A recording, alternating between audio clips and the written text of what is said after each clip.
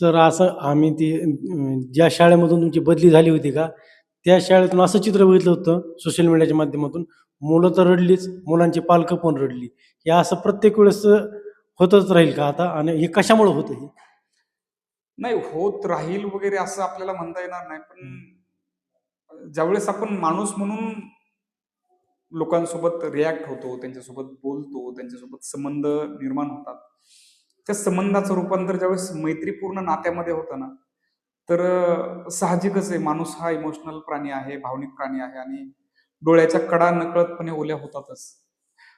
12 वर्षाचा कालावधी फार मोठा आहे. दरवर्षी जरी लेकरं 4थीची मुलं, 5वीची मुलं पास आउट होऊन बाहेर जाताना डोळे भरून येतातच, की रोज येस. इथं बसणार आहे माझ्यासमोर. अरे याला किती समजावून सांगितलं मी, आता हे भारी करतंय. आता त्या लेकराचं नाव आपल्या तोंडामध्ये असते सगळं, चल हे कर, अक्षय ते कर, लखन ते कर. आणि अचानक असं येणार आहे, की एक एक एक दिवस येतो आणि तो पूर्ण ब्रेकच लागतो. असं असं नाही की असं जर टप्प्याटप्प्याने गेलो, आज आता 4 दिवस नाहीये, नंतर 8 दिवसांनी सहवास संपला, नंतर 15 दिवसांनी भेट व्हायला लागली, महिन्याने व्हायला लागली, 1 वर्षाने व्हायला लागली.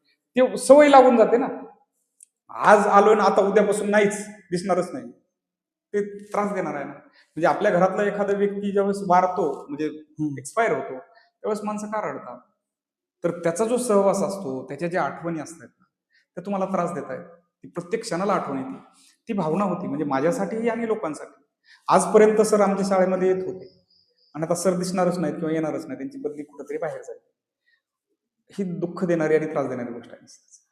सर म्हणजे माझा एक वैयक्तिक अनुभव आहे आणि आमचे जे शिक्षक आहेत, त्यांचा इव्हन विठ्ठल कांगणे सरांचा पण असा अनुभव आहे, किंवा जे इंग्लिश स्कूलमधून मुलं येतात, त्यांच्याकडे पोलीस भरती करण्यासाठी किंवा एम-पी-एस-सी करण्यासाठी, त्यांना सर जे मराठी व्याकरण विषय आहे ना, तो खूप हार्ड जातो आणि बाकीचे जे विषय ते शिकायचे ते पण हार्ड जातात.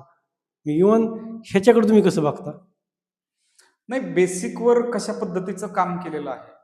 आता मुलांना ज्यावेळेस आपण त्यांची जडणघडण करायची किंवा एक बौद्धिक त्यांचा विकास करायचा आहे, हे करत असताना फोकस काय केले ते शाळेमध्ये जिथं ते शिकलेलं आहे, तिथल्या शिक्षकांनी त्यांना काय दिलंय, ह्या गोष्टी महत्वाच्या आहेत.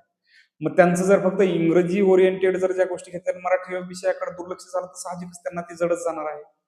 आता मी समजायचं जिल्हा परिषद शाळेमध्ये शिकलो, तर मला आमच्या त्यावेळेस गुरुजींनी शिकवलेल्या कविता, त्यावेळेस त्यांनी शिकवलेले धडे, त्यावेळेस शिकवलेले ज्या कथा आहेत, गोष्टी आहेत, आजही ते जशाला तसं मला ते आठवतंय.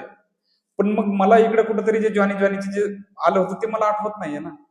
मला इंग्रजी मी तेवढा फ्लुएंटली बोलू शकणार नाहीये, कारण ते एक्सपोजर मला भेटलेलं नाहीये. कुठल्याही गोष्टीमध्ये चांगले वाईट ह्या गोष्टी असतातच आहे. समजा त्यांनी एखाद्या क्षेत्रामध्ये चांगले दुसरं क्षेत्र आपोआप खाली जाणारच आहे. मग जिथं जे एक्सपोजर भेटलं, ते एक्सपोजर महत्वाचं आहे. त्यामुळं असं आपण डायरेक्ट शिक्कामोर्तब नाही करू शकत, की ह्या शाळेतील लेकरांना हे येतच नाही सगळ्यांनाच किंवा ह्यांना हे सगळं